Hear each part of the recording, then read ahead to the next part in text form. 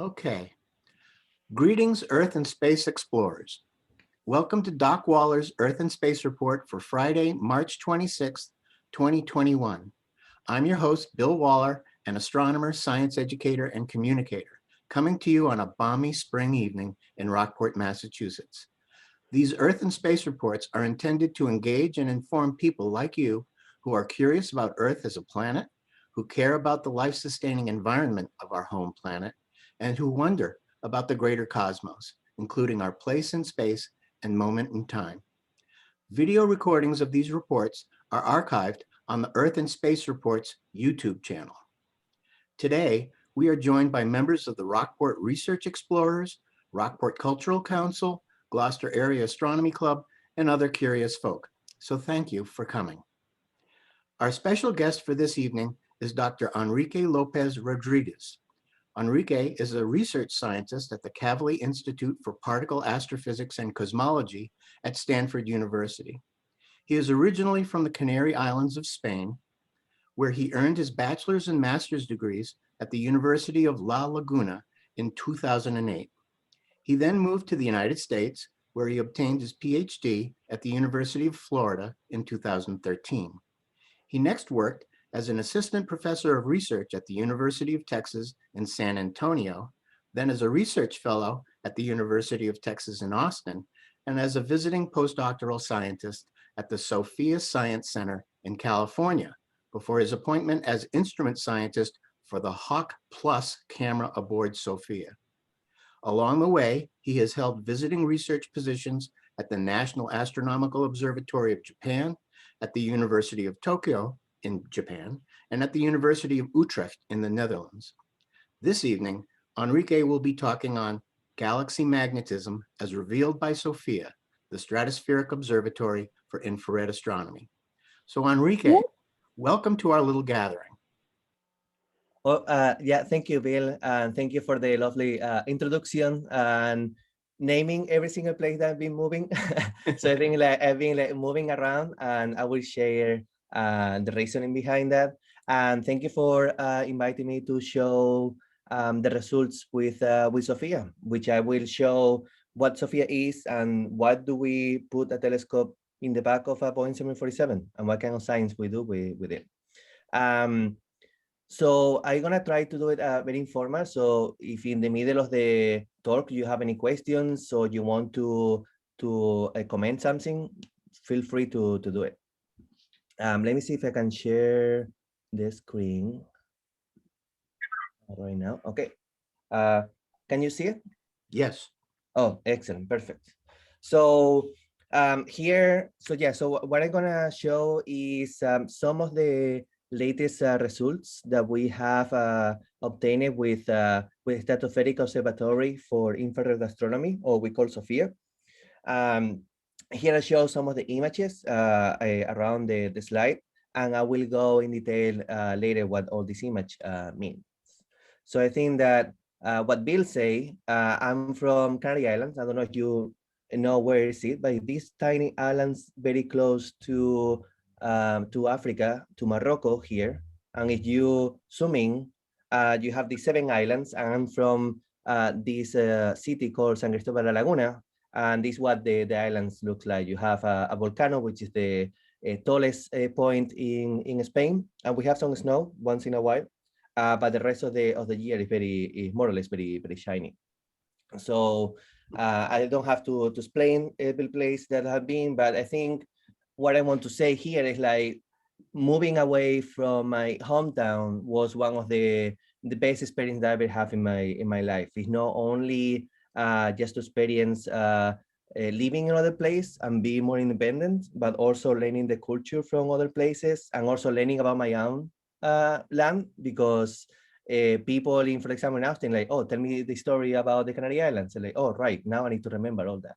So I need to just like remember all and actually learn more about it. For example, in San Antonio, I didn't know that San Antonio was founded by Canarian people, for example. I didn't know about that. And then you have like 14 families from the Canary Islands travel to this part of Texas and create San Antonio that we know now. Also, you have new languages, for example, a little bit of Japanese and a little bit of Dutch too. So, but the most important part is that I follow all the good weather song all the time, or what I call the Enrique habitable song. So, you know, the astronomers are always looking for planets to live and looking for the specific area to live from. I don't want to go to the Utrecht again, even though it's very lovely, but it's very cold for me. So if you have any questions later about all the path for astronomy, let me know and we'll be happy to talk about it. But let's focus on science. Let me start with the whole picture of the universe here. So if we were able to take a picture of the universe, it should look like something like this. So what you have is a lot of clusters of galaxies, which is like all these points that you see here. It represents a galaxy, and they're all grouped in clusters. And then like whatever you look at, so it should look more or less the same. So that means that the matter is distributed more or less homogeneous in the universe, and there are no centers, no edges anywhere. So when you look at this picture, this is all simulations, okay? So all these images that you see there was created due to gravity. What you have is at the beginning of the universe, you have the homogeneous distribution of matter, and then because of gravity, they start collapsing, is what you see here in these data points. Every single data point that you see here is represent a galaxy. And then galaxies start collapsing and creating bigger and bigger galaxies and bigger groups. So then this area has more gravity than this part here. So then all these galaxies that you see here getting more attractive to this cluster of galaxies. So for that reason, you create these very big filaments of galaxies and moving around them. This is a combination of gravity and something that we call dark matter too. So if you look at this video, but in a different way, so what we represent here is the beginning of the universe here, the Big Bang, and then you have expansion of the universe, and then after after all this matter collapse and create the first protons and matter in general, so you start creating the first stars, and this is what you represent here. So after all those stars and galaxies form, you will start forming small galaxies until you see today.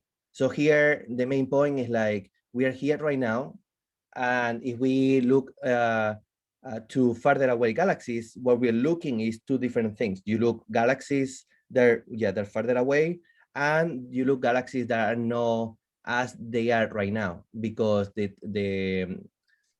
light has a finite travel time. So then it will take, in this case, like a few billion years to travel. So so every single picture that we take is actually a picture of the past as they look in the past. So just a snapshot of the simulation I see before. If you zoom in one of these clusters, what you see is one galaxy. So, and this is like the typical galaxy. Here is like every point in this case represent a star. So you have a accumulation of stars moving around the center of the galaxy that we think contains a black hole in the center. So if we zoom in one of those galaxies, for example, the Milky Way, this is what it should look like. You have galaxies of typical diameter, for example, of 125,000 light years. And you have the center of the galaxy, but very bright, with a lot of accumulation of stars, and plus the black hole in the center. And then you have something that we call the bar, and then you have these spiral arms moving spiraling around the center. So we know that the Milky Way is around 13.2 billion years old. And as I said before, every single point here represents a star. We know that our galaxy has around 200 to 400 billion stars, where some of them has planets, and some of those planets are maybe supporting life. So if you zoom in, for example, in this area that we think is where our planet is, you have the solar system, which is a single star with a bunch of planets, and then we have our planet on it. So I think now you have the whole picture from the whole universe to now, to our scale in the planet. But what I want to focus is in the full picture of a galaxy. So you know exactly when I talk about a galaxy, it's accumulation of billions of stars and dust and gas moving around a supermassive black hole in the center.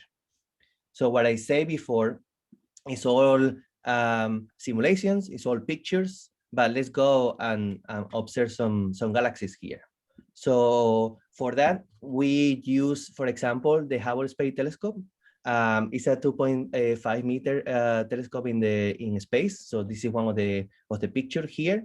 And what Hubble did is one of the most impressive pictures that it has. It was like so the Hubble telescope observed one point of the sky for 1 billion seconds, which is like correspond to 11.3 days. The idea of this was that the director of Hubble say, I want to have the picture with the deepest galaxy ever seen before. And then what he observed is, so it's this part, for example. So what I show here in this is a picture of the constellation called the Big Dipper. So, and this tiny thing here is like if you put a penny on the sky, this part of the sky, you zoom in and you zoom in again and you zoom in again, you start seeing thousands of stars in a very tiny space of the sky. So, and that was like astonishing just to see all these galaxies here. So, and as I said before, these galaxies we are not seeing as we are now. So yeah, we're seeing it as it were in the past. And you see them, some of them collapsing, some of them no. And you see some of these galaxies are very, very faint and very far away. And some of them are very bright and very close. So in this case, every point that you see here is an individual galaxy. They're not stars. So they're all related with outside of our galaxy. So if we zoom in this picture, you start seeing different type of galaxies. You see some galaxies that are spiral, like ours. You see some galaxies that are elliptical. So in this case, they don't have spirals there. So you may have a supermassive black hole in the center, but maybe this has been after interaction with several galaxies, you have this very bright galaxy and halo around, and you have some of them that have no shape at all. So you have these regular galaxies, or maybe interacting. So if we took a picture and compare the size of the galaxy, this is something that you see here. You see this one, for example, this is an elliptical galaxy. As I said before, you have some of them are spiral, but you have some of them are very curious. You have a one in the center that looks like a spiral, but you have these humongous jets of, so the center of the galaxy has a black hole that is expelling matter very high velocities and creating these huge ejections of matter that we call jets into the intergalactic medium. So it's the medium between galaxies. And you see some galaxies that are very, very small ones too, which is this one, for example, the Sombrero Galaxy. So now I have a question actually. So which one of these is the Milky Way? I don't know if somebody want to even say something here. I have a number here. I don't know if you are very brave to say something about it. Which one do you think is the Milky Way there? I'm gonna give you 10 seconds.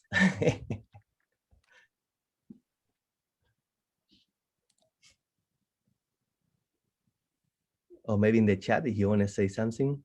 18. 11, 3, 18. Okay. So, all right, I think we have one person that knew how to do it. Okay, 18. Well, the one is actually the 11. It's the most like simplistic galaxy in all these sample here. You see, like it's nothing actually special in our galaxy. It's a very typical spiral galaxy, very late and very organized. So, but you see some of them that are more interacting, right? And this one has some these tidal effects here. So now let's go and see what the components of the galaxy has. So as I said before, you have a galaxy here in the center that we call the bulge. And this bulge is accumulation of a lot of stars and also the supermassive black hole in the center. Some of them has these spiral arms, and then the spiral arms are inside of the disk. And then outside of the galaxy, whatever is around the galaxy is this part here. For example, that looks very bright, we call it the halo. And then you have this accumulation of stars that we call globular clusters that are more or less outside of the disk.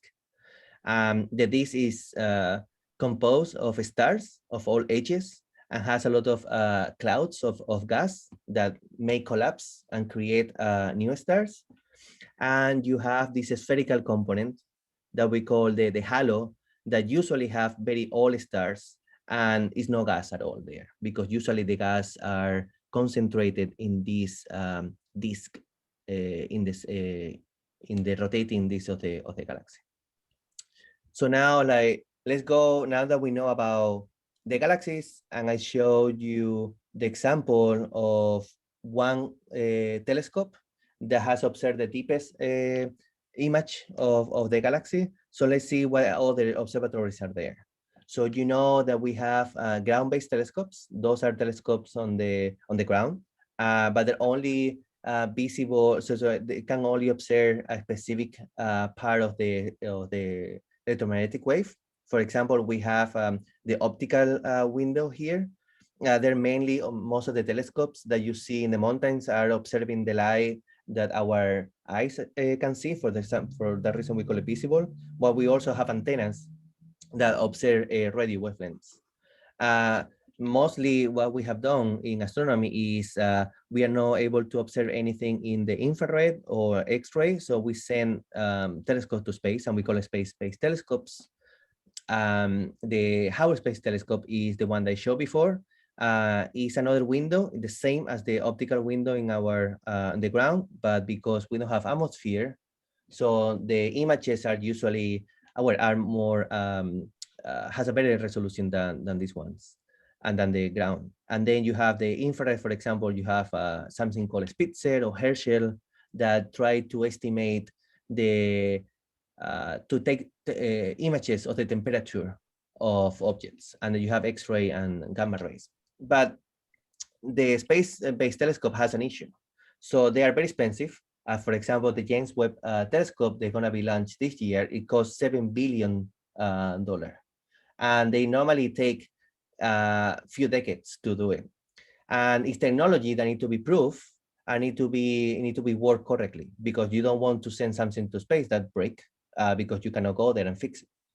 So, and usually have very old technology. For example, this James Webb telescope, the camera are already 15 years old. So we're sending something this year that it looks new, but the cameras are already like 2 decades old cameras. So whatever camera you have right now is much better than the cameras that are gonna be in space. But it's gonna be much better than the cameras from space telescope, which are 50 years old already, right? So what is the alternative here? So, well, the alternative is put telescope in the back of a 0.747 and be in the middle between the ground and space. And there's something that we call stratospheric observatories. So what is SOFIA? So SOFIA is the Stratospheric Observatory for Infrared Astronomy. And this, what it tries to do is to observe the infrared universe, which is trying to get the images of the temperature of the objects, basically. And what we have here is a 100, more or less 106 inches telescope here in the back. Usually we have like 7 instruments. The newest one is the one that was working, the Hawk Plus, which I will explain a little bit later. And then we usually fly 560 miles per hour, and we observe at the altitude of between 37,000 to 45,000 feet. So the regular commercial fly for a Boeing 747 is 40,000 feet or so. So we are a little bit higher than the regular commercial flight. And the amount of people that we have there, we have 3 pilots. We have the mission crew is the safety people, for example. So we have 2 to 6 people, and also the people who control the instruments, the people who control the telescope. So they're like 2 to 6. The scientists are the people who look at the data and make sure that the data is taken correctly. It's between 1 to 3 people. And the educators is like we open once or twice a year a call for high school teachers to come and fly with us. Just experience how is taking images with a telescope in an airplane. And we usually fly 8 to 10 hours overnight. So just inside of the airplane is something like this. So what you have is you have the telescope in the back, and then you have 2 different floors. So the upper deck is where you have the pilots. They have their own room and their own rest seats here. And usually you have 3 pilots on the top, and then at the bottom is where the rest of the 10 people sits. So you have the education panel here on the back, and then you have all the scientists here. And then you see that the telescope is separated from the cabin. So we are pressurized, it's like a regular flight of Boeing 747, but the telescope is not. The telescope is whatever pressure or temperature is outside. And you have a door that opens when we are at 37,000 feet. So this door opens and there's nothing here. So it's not a glass or anything. It's like completely at the atmosphere. So if you look at this area and at this wall here is this image that I show here, right? So this is the telescope. So the primary mirror is this mirror here, is the one that observes the light. And then this light is reflected to a secondary mirror here in this part, and then reflected to a third mirror again, and then send it to us, to this instrument that is here. And you can see that send it through the pressure bulkhead that separates the cabin from the telescope. So this cabin here, I will show a little bit how it looks like, but it separates something that's pressurized that is unpressurized. And also it absorbs all the vibration of the instrument, of the telescope. So what the Boeing 747 looks like? Well, the typical one looks like this, very crowded. As you remember to fly those days years ago, and very crowded with hundreds of people inside. But the Boeing 747 for SOFIA looks something like that. So it's only for 10 people and full of instrumentation, and not as beautiful as not as crowded as the other one. So what you have, what you see here is this part here. So so this picture is taken from this area of the airplane and looking back to the tail. All right, so what you can see here is like 3 people usually sitting here controlling the instrument, another 2 or 3 people sitting here controlling the telescope, and this is the telescope here and the instrument. So the telescope is in the back, right? So of this wall. And so let me go and zoom in this area and show you something very interesting here. So this is the wall that separates the telescope, all right? And this is the cabin where it's pressurized. So the telescope, it should look like something like these red lines, but in the back.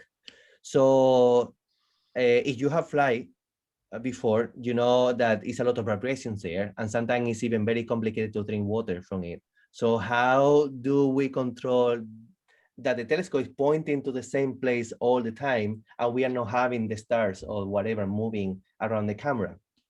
So, and this is where all this bulkhead comes out. You see this blue ring here. This is a mechanical mechanism that absorbs the vibration of the telescope and try to stabilize it. So here, what I'm gonna show you is a video that what I have been doing is in my computer. What I made is like I make this the telescope to be stabilized, and you will see how the vibration of the telescope of the airplane move. And this is something that you will see during the night, right? So you see that the airplane is moving around all the time, but this bulkhead is absorbing the vibration and making the telescope to be fixed to a position of the sky all the time. So then it's looking at the same star without any movement there, right? This is all German engineering here. Yeah. Yeah, so this we have this all the night. So you have that is working, so it's two systems, right? So one is like all mechanical, and then we have a guiding system later that we are forcing the telescope to look at the same time. But this is like this blue ring, the bullhead is doing all the mechanical work here. So what the flight looks like. So here, what I show is a very special flight from a few years ago. I need to tell you that SOFIA is in Palmdale. So Palmdale is outside of Los Angeles. So it usually is what it is, like 45 minutes east from Los Angeles in the desert. And there is a NASA base, is the Armstrong Research Space Base, where the telescope is usually there for most of the year. Sometimes we go to New Zealand.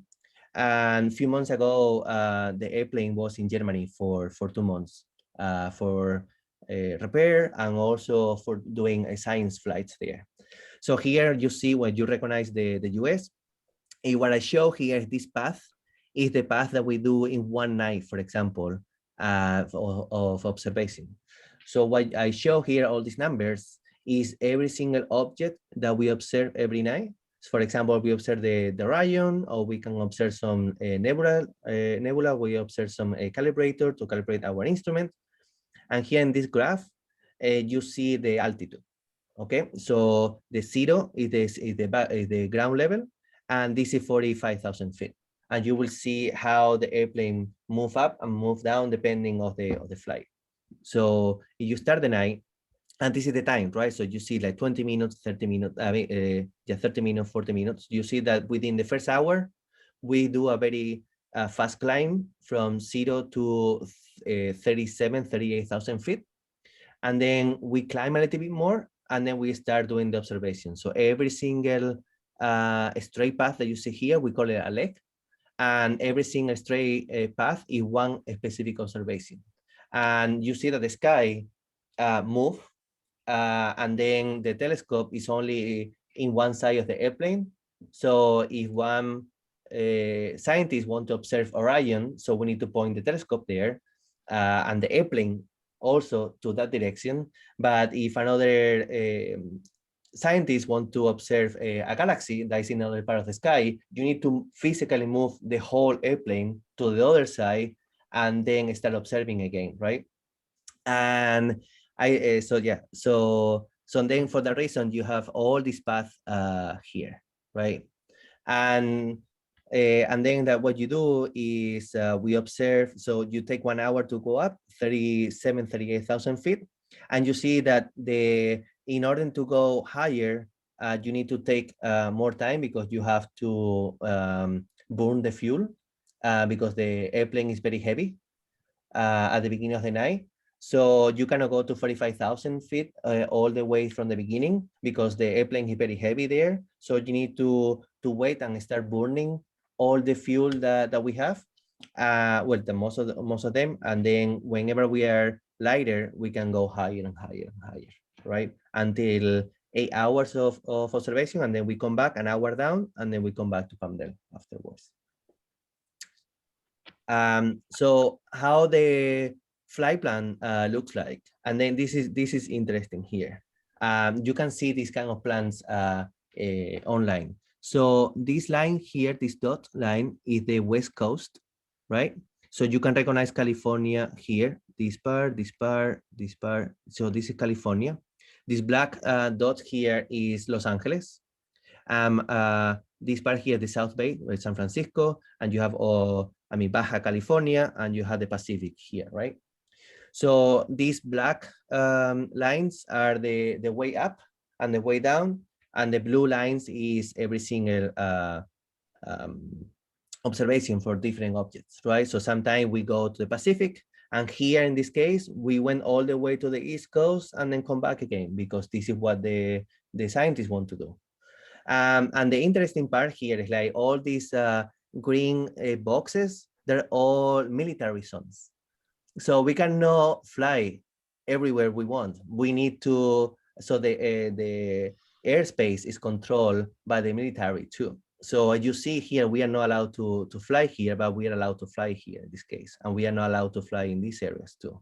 So what we do is like whatever the scientists want, we need to also move around these areas also too. So all this is public. It's not bad to show any of this. So, and the interesting part here is like if you go, so every single commercial flight, which I didn't know when I joined SOFIA, and it's coming, for example, from Asia, from the west and going into Los Angeles, need to go through this corridor here. And this corridor is only a corridor of 350 miles. So every single airplane that go to LA need to go through this, which I didn't know there. So you have thousands of airplanes going there every single day, going up and down here. It's very curious. So let me go and then show you what do I do with SOFIA. So I show you what I do. So what SOFIA is. So I'm basically interested in magnetic fields. The magnetic fields are produced by difference of electric charges. So the typical example for all high school students is to have a magnet and to throw around iron pieces, and then you see that they're not randomly distributed. What you see is this distribution of lines around, right? So you can see you have a positive and a negative, or north or south, and then you see that the iron pieces are kind of like connecting in lines around. And this is what we call the magnetic field lines, right?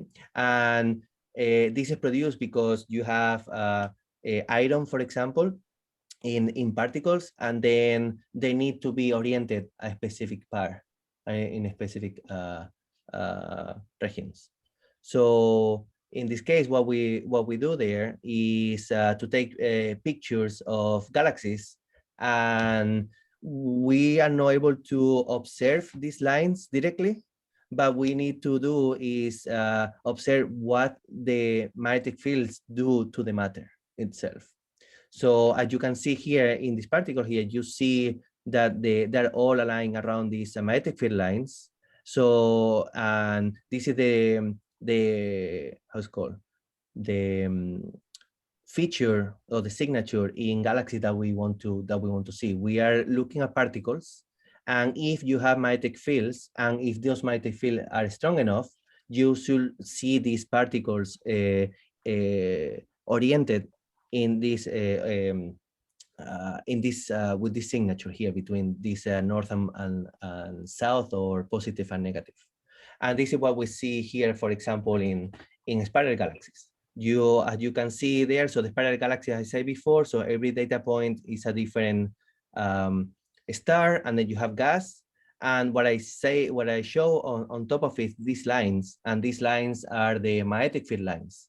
This is like all, so most of the dust particles that are in the galaxy are all oriented in this around these lines. And this is what we are doing, what we're seeing here. It's like, it looks like that for example, in this case, the spiral galaxy has a strong enough magnetic field, and also very ordered magnetic field that allows most of the particles to be oriented in one specific direction.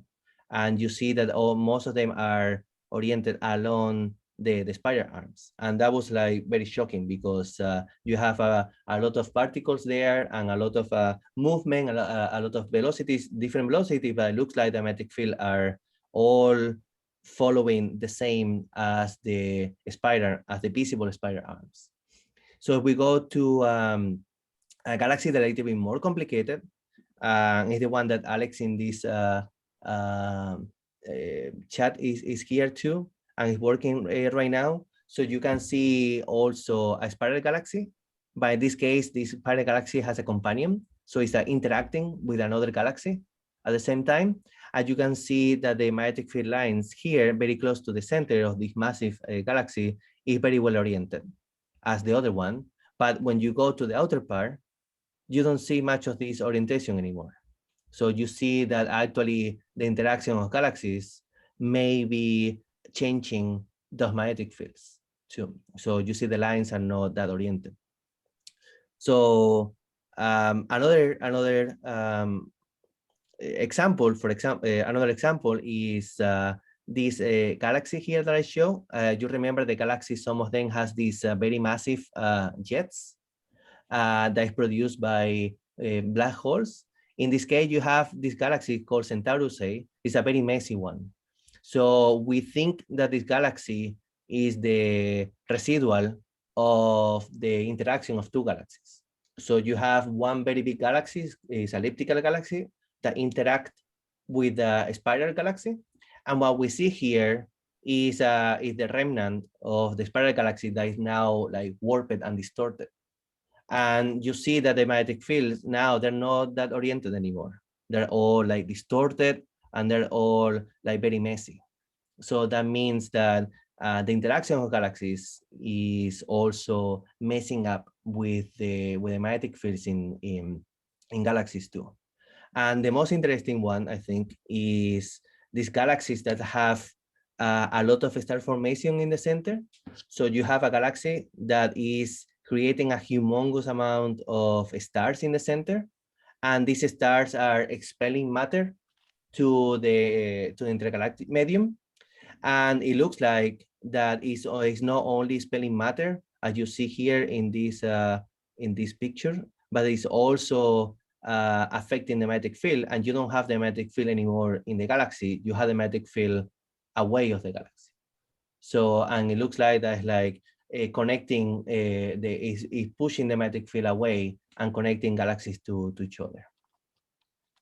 So this is like the kind of result that we're seeing here, and this is important because we know, so the galaxy formation is not only affected by gravity, as we always think, but also you have the magnetic field changing the movement of the gas and dust in the galaxy itself. So I think that I can finish more or less here, and if you have questions, I will be very happy to discuss from now on. Yeah. Wow, Yeah. that was great, Enrique. I suppose if you could stop sharing your screen. Oh yeah. Mm-hmm. And then we could feel free to unmute yourselves, but I'll get started with the chats. Oh. And while you were talking, there was quite a bit on how beautiful the slides were. Oh. and your personal history in one slide, and how Canada is out of the question for you to visit. And then guesses on the galaxy that you were trying to show was the Milky Way. And the Bill Wall in Vancouver right now was wondering, how do you have flight attendants? No, we don't have flight attendants. No, so we have okay, so we have the 3 pilots, right? And the third pilot is just in case something happened to the one of the 2 main ones, so it can rotate. And then we have 2 safety people, just in case something happened, it's a fire or some major issues, they know exactly what to do, and those are the one that control that the airplane is working correctly. And besides that is all engineers and astronomers working.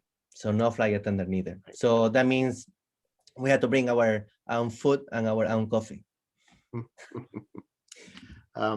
Your own colleague and my old friend Pam Markham thought your demonstration of the stability of the telescope was fantastic. And then there was quite a conversation about the turbulence from the opening in the fuselage. I know when they were developing it, they were not just worried about the turbulence, they were worried about the structural integrity of the aircraft. Having, you're going to take a huge hole out of this aircraft. And I know they were very worried about that. And of course, it had to pass all sorts of commercial airline safety standards. Yeah. So, Bill Wall noted that was an excellent question. There must be some restrictions on the specifics of the flight parameters, like speed. Is that true? Yeah. So I would say, from my knowledge, and what the pilots say, the pilots don't even notice when the door is closed or open. Wow. So they don't know. So you have to tell them that the door is open and closed. But when they're so doing when they're working with the airplane, so they don't notice it. And if you can see, I don't know if so the fuselage has some kind of like a bump around the door in order to make it more aerodynamic and to reduce the turbulence going inside of the hole, and also for the turbulence for also reducing the movement of the telescope and reducing the turbulence that go inside of the hole and make it more unstable. So I don't know the whole story because that was years ago and that was before my era. But I think that right now what the pilots say is like they don't notice any vibration or anything with the door open or closed. Yeah. So it's kind of like a race car with its wings. So also Pam notes that at these longer wavelengths, turbulence poses less of an issue with regard to optical clarity. Yes. Yeah. So so you have so you have like few turbulence, right? So one is like the whole airplane moving around, right? And this is what the video that I show. So the bulkhead is mechanically absorbing the vibration. So this is one way to reduce the turbulence. The second phase, the second level, is a digital, I would say, like a digital level. So what you do is like you point to one star that you know where is it, and then you make small corrections in order to make the star exactly in the position of the camera that you want to. So that's the second correct, and that's like actively doing it all the time. So this is like it's a person controlling that the telescope is pointing to exactly the same position. We call it the guiding star, and we're guiding to the same position, to the same star constantly. So the combination of those two make the difference, made the shift of the stars in the camera to be smaller than the resolution that we have in the camera.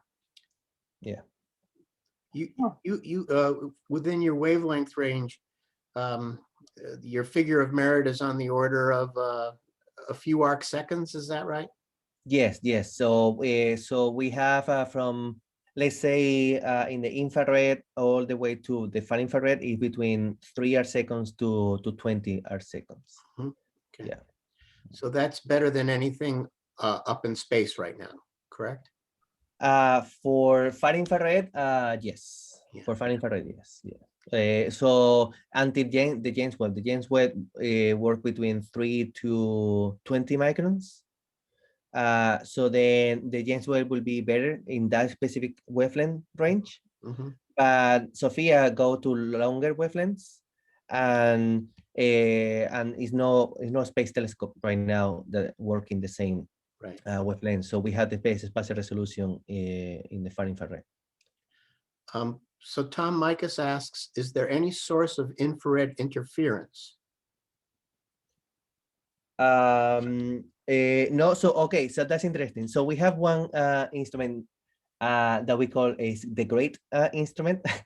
It's a German instrument that actually you cannot use the microwave when the instrument is using. It's because it works as a similar wavelengths. So then the microwave that we have on the airplane interfere with the observations. So it's that sensitive. So that's the only instrument that we have that actually we have some interference. So cold coffee. Yes. You don't want to be on those flights because they actually, the German team like to be very cold. They don't like the heat. Also, the instrument doesn't like the heat neither, and you don't have a microwave. So is please don't fly. If you if you are a teacher, don't fly with gray. Okay, I'll fly with Hawk Plus. And Tom has another question. Is the autopilot commercial or special? The autopilot commercial special. I don't know. I think maybe commercial. I don't know. We don't. I don't know. I don't know. If we use autopilot at all. I mean, the pilots have to. You see the flight plan, right? So it's highly demanding.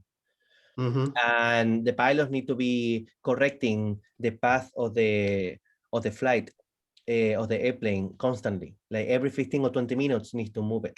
So if you move a little bit, so it can be small, but after 20 minutes you are like maybe 100 miles away from where you need to be. So they are constantly moving. Actually, we have two people in the airplane called mission directors. So the mission directors are the people who make sure that the airplane is moving in the right path and also the science is taken correctly. So this is like the interface between the pilots and the scientists. And those people are looking at the screen where you can see the path and where, so the theoretical path where the airplane should be and where the airplane it is correctly. And if they see that changing a little bit, they call, well, they have a direct channel with the pilot and they say, they call it one left, one left. It means that you need to, the pilot need to go and move a little bit, move a little bit, move a little bit. And then they actually every 15 minutes doing that. I mean, it's crazy. So they have to correct it all the time there. So Yeah. they have a reason to be there. Yes. Yeah. Richard Lukey from the Gloucester Area Astronomy Club. What must research astronomers do to obtain time on SOFIA for their projects? What's the process? So the process is, so a researcher has an idea first, and then say, okay, for example, I want to observe, yeah, magnetic fields in galaxies. And then what they do is, SOFIA open a call for proposal every year. It's a call for the whole international astronomical community. And they say, give me your ideas, write a project. Usually is between 3 to 5 pages, depending of how big the project is. And then write your idea, write as good as you can with all the resources that you have, and then we write it. Yeah, and then we read it. And then what we do is like we accept all the proposals, which are projects of people like, for example, Pam or Alex or me. And then the people at SOFIA say, okay, now we get the projects, and what we do is we call experts in the field and everywhere in the US, and then we create this panel that what they do is they read the proposals and they grade the proposals in best science to not best science. So, and then after that, no, because I mean, they're all pretty good proposals. You know that it's pretty bad. Like you have really good proposals. You have 100 something proposals every year. And then they have a very hard time to choose which ones are the best one. For example, we offer more or less 500 hours of observation every year. So this is the amount of hours that SOFIA do for the astronomy community, 500 of them, but we receive around almost 2,000 hours. So the astronomy community is asking for more hours that we can give them. So we actually have to select the best of the best based on their science. Only science, know where you are, know who you are, it's no favoritism, it's all pure scientific merit.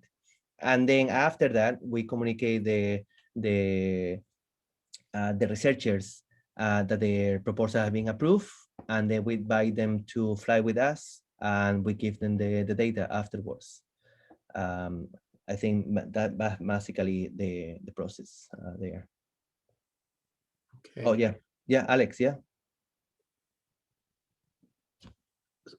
So yeah, Alex has a Alex. Yeah, comment. Go ahead, Alex.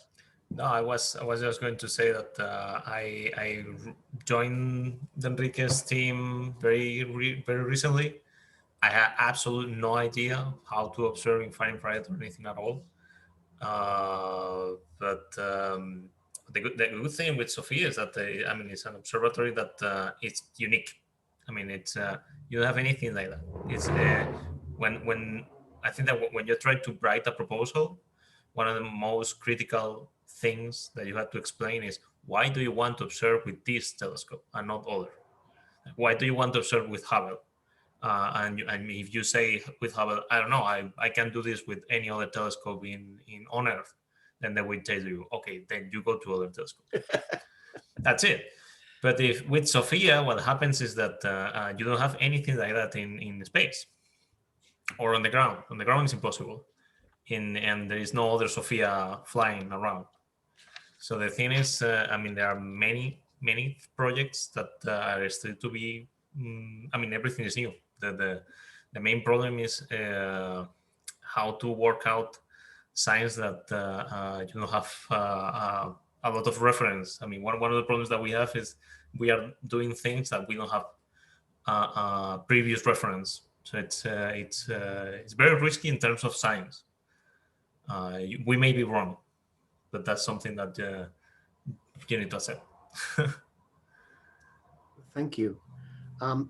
Bill Wall has had his hand up for quite some time. Would you like to ask a question, Bill? Yes, I would. I'll also make a comment or two, if I might. First, thanks to Bill Waller for inviting me to join you folks today. Yeah, I mean, the predecessor to SOFIA was the Kuiper Airborne Observatory. And when I was a graduate student, I had the opportunity to fly on that a couple of times during 1 week. And while it's exciting in a general sense, it was actually very tedious during the observations and tiring, and I'm sure you can appreciate that. One thing I wanted to say was your demonstration of how the telescope was very stationary or very smoothly moving compared to the vibration of the aircraft. I remember that seeing that on the KAO, where you see this sort of cylindrical type of platform, I guess you could call it, where the telescope was on the other side of it. And the whole aircraft was sort of vibrating around it, and it was moving very smoothly, and it was just fascinating to watch. So I have seen that. But my question is, as I recall during those flights, that sometimes you had to service the instrument during the flight. I don't know if you're able to do that on SOFIA. It seems like it would be a good idea to be able to do that because, well, things can change. Is there a way? I suppose there's a way of doing that. You have to basically have like an airlock so that you can get to it. So usually what we do with SOFIA is like we prepare the instruments before we go flight. The service is done right before or after the flight. So every single instrument has been designed to hold the whole flight without any service at all. Service mean, for example, with Hawk, we fill the instrument with liquid helium at 4 Kelvin every day and morning, and then with like 50 liters or something, the liquid helium, and then that holds for 28 hours, and that's perfect because then we do the thing for the day, we fly 10 hours and come back, and the instrument is still working. And that happened with other instruments too. A lot of careful forethought there, yeah. One other question. These observations of the magnetic fields in galaxies, what are they telling you about galaxy evolution or star formation? Are you able to distinguish between certain physical models, for example? Alex is laughing. This is like, okay. Yes, it's telling us about galaxy evolution, but the point is like, we don't know yet. The field, at least this field is pretty new. I mean, we have the first observation 2 years ago, and we see the signature of it. When you go to the literature, it's a lot of people that have been doing this in radio observations for the past 40 years, and they have traced a similar magnetic field that we see now, and they see the magnetic field at order, that some galaxies are dominated by magnetic fields in the inner part, that you also have some of the quenching of star formations because you have magnetic fields. But in our case, we are tracing the same magnetic field, but a different part of the galaxy, in a part that is like colder, and in a region that is also denser too. Better resolution, better spatial resolution, maybe than the radio observation. No, it's similar. It's similar spatial resolution actually. Both of them, the radio and us, is very similar. Right. Yeah. So then and now we are seeing for the first time, actually Alex is the person who did it, that we see differences between the radio and ours. So that means that perhaps the star formation is changing the magnetic field, or perhaps the interaction with other galaxy is changing the magnetic field. So as I showed there, you have the Centaurus A, this galaxy shown with the big jet. The magnetic field is not ordered at all. So, and that galaxy never been observed before. Radio cannot observe it. And then it's only SOFIA can do it. So, and when I did it last year, I was expecting an order field, and you don't see that order field. So that is telling you that the galaxy interaction, which is a specific signature of galaxy evolution, is changing the magnetic field. And it's actually making it stronger, which may quench or stop the star formation if the magnetic field is that strong or not. So we still are trying to figure out what is actually telling us. Thank you.